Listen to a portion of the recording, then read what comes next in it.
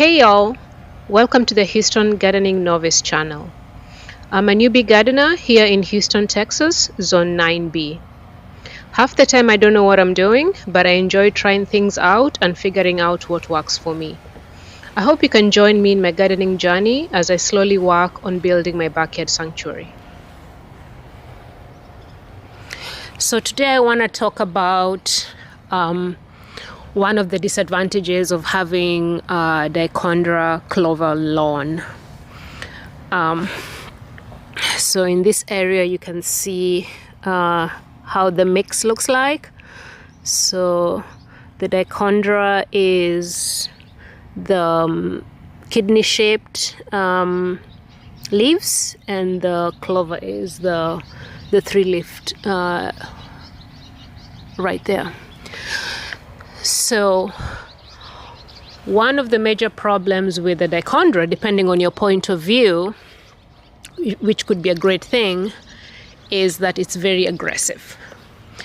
It grows far much faster and grows everywhere. So that could be good if that is what you need for your lawn. But the disadvantage is that if you have flower beds like I do, that means that the Dichondra will creep into the beds like this right here. As you can see, it's the spring, so we've been getting a lot of rain, and so it's growing everywhere. The clover doesn't do that. It's not as aggressive.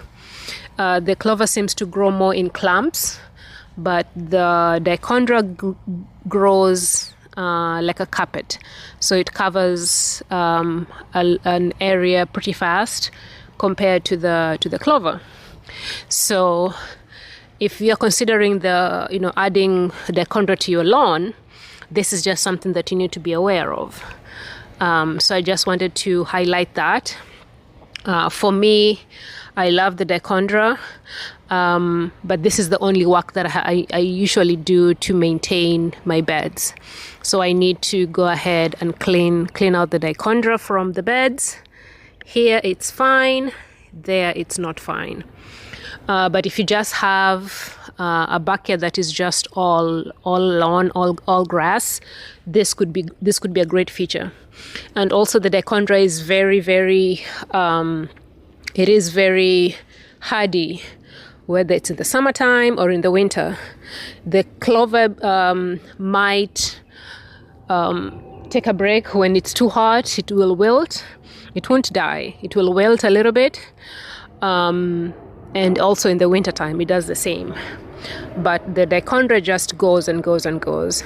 So it's the main thing that keeps my lawn pretty much evergreen the whole year. But with that, it's aggressive. So I need to keep an eye on the beds, as you can see.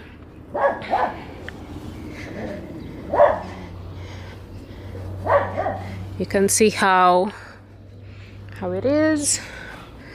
This bed, a little bit. You don't see the clover really creeping into the beds, but the Dichondra is always there. So I have to always keep an eye out for that. As you can see, the good thing is that the Dichondra roots are very shallow.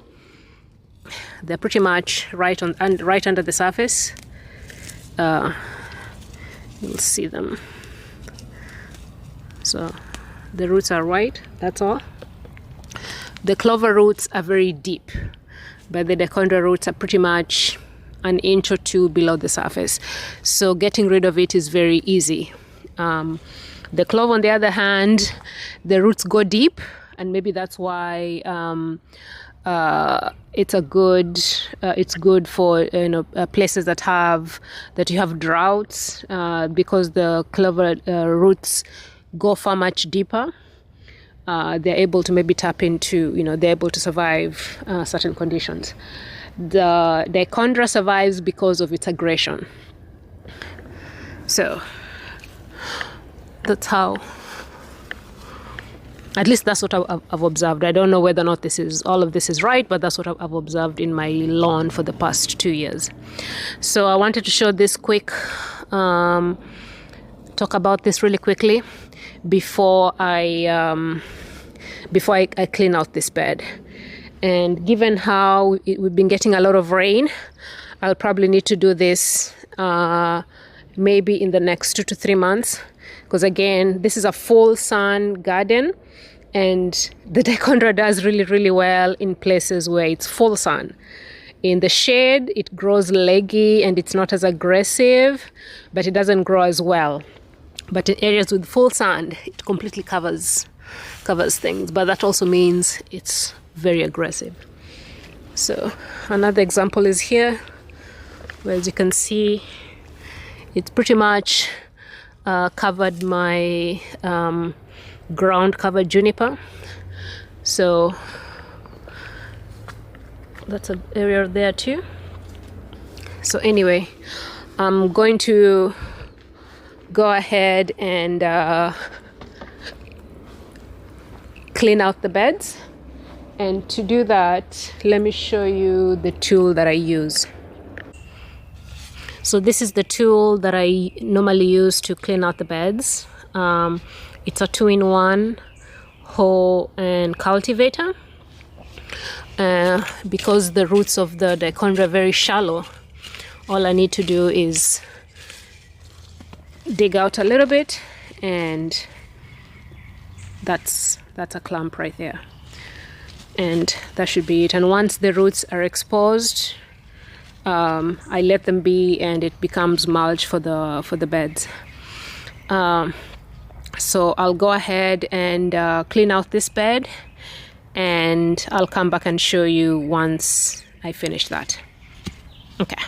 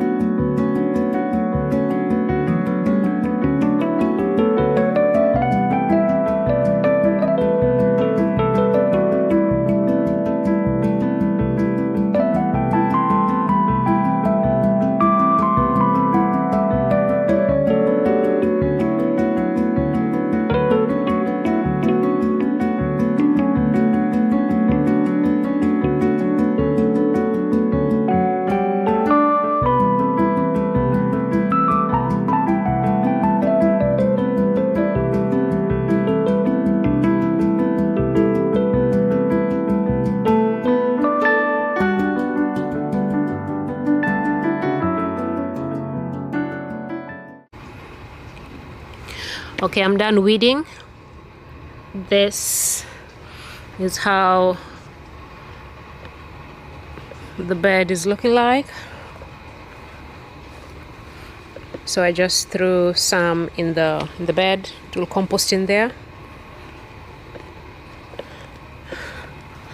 This other side.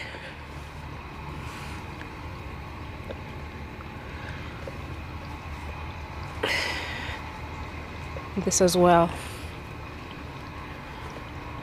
So I presume one option somebody can use is to maybe put some weed killer in the garden bed to kill the Dichondra, because any regular weed killer will kill it. But for me, because I don't want to try that out, I don't know what other effect a weed killer would have on the other plants, so I'd rather just do this by hand. And like I said, it's not hard work, it just takes time, and if I keep up with it, it's usually pretty good. It's okay, I don't mind it.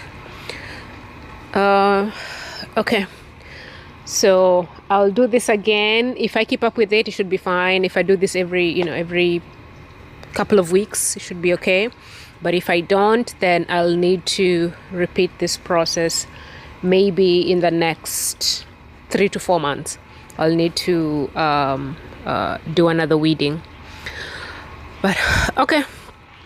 I just wanted to come and show how, just to give a caution that if you're thinking about a Dichondra lawn, this is one of the things you have to consider.